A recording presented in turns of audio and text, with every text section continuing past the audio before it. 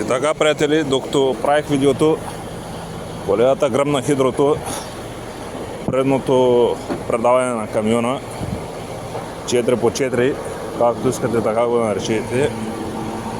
И ето го, навсякъде стана в масло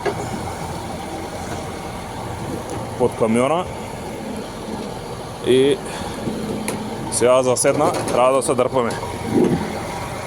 Ето, до случая сега ма товари каквото има той и аз ще продължа напред.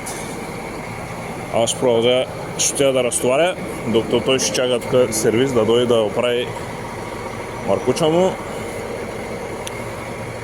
и той така да може да кара, иначе ще му тече масло.